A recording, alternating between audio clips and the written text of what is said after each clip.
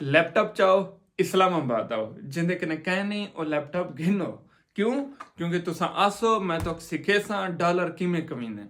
dollar किमें कमासो online कम किमें करेसो तो अपने गरीब भरा की तरह में अमीर किमें थी सो अमीर थी मन वास्ते लोगों को देख के अपने मुंगर लोगों ने मुंगर देख के अपने प्याले नहीं भरने अपने मुंगर का इंतजाम करने उनके वास्ते क्या है मेहनत मेहनत मेहनत मेहनत करेंदे रहने असो मजदूरी करेंदे फसना रहने बहुत मेहनत करेंदे लेकिन ऐसी मेहनत जितना थोड़े कम में जल्दी तुसा तरक्की कर वने वो क्या है ऑनलाइन काम अगर तुसा ऑनलाइन काम करना है तो तुम्हारे वास्ते जरूरी है तुसा फ्रीलांसर बनो तुसा वेब डिजाइनर बनो तुसा शॉपिफाई करो तुसा ई कॉमर्स एक्सपर्ट बनो या तुसा मार्केटिंग एक्सपर्ट बनो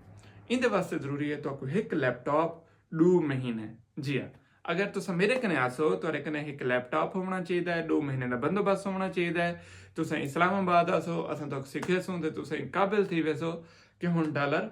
किमें कमावना तुसा आप जी हाँ 1 दिसंबर कने 1 दिसंबर कने 1 दिसंबर कने रख ते 10 दिसंबर तक तुसा आ सकते वे 10 दिसंबर कने शुरू करे सो 10 फरवरी तक असां कंप्लीट कर गए सो 2 महीने के अंदर अंदर दिन रात मेहनत करे सो कोशिश करे सो जितना गुरन जितना तरीके जितना मेहनत थी सकते वो असां तुहारे उत्ते करूँ तो आपको गुर दूँ तो आपको इल्म दूँ तुसा साहिब इल्म बनो तो आपको पता लगे कि दुनिया मेहनत मजदूरी के अलावा भी कोई कम है जरा थी सकते वो कम तो आपको तुहारा भिरा सिखे सी कितना के इस्लामाबाद जरा पुछदा खड़ा वे कढणो जी असें तो पहले कने रखते 10 तरीक तक कहीं डेट तक ही आ वञो 10 दिसंबर को पहला ॾिमार हो सी 10 दिसंबर को शुरू करे सूं ते 10 फरवरी को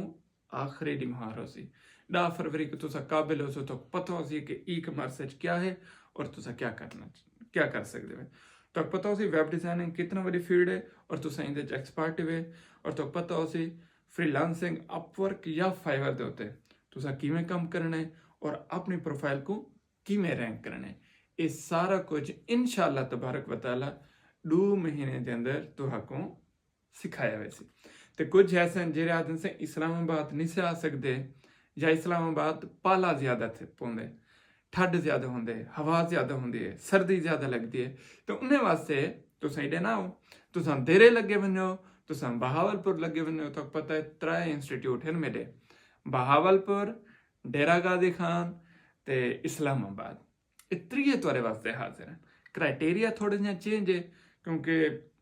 बहावलपुर थोड़े अखराजात घट हो सन डीजी खाने च थोड़े घट हो सन इस्लामाबाद ज्यादा हो सन क्योंकि इस्लामाबाद हर शय महंगी है टुक्कर पानी हवा हर चीज़ महंगी है तो ठीक है जिन्हें इस्लामाबाद आना 10 तरीक तक इस्लामाबाद आने हुण ये देखनो आना कहीं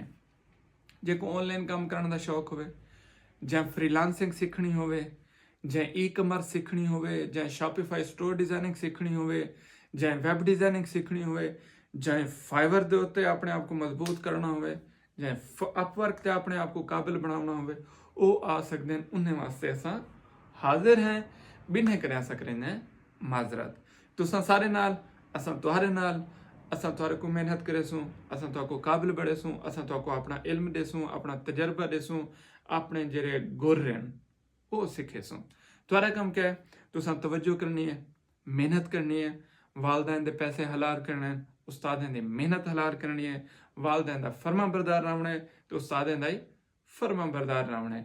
वाल इन सारे को जमा करो इंदा जरा रिजल्ट बनते उनका ना है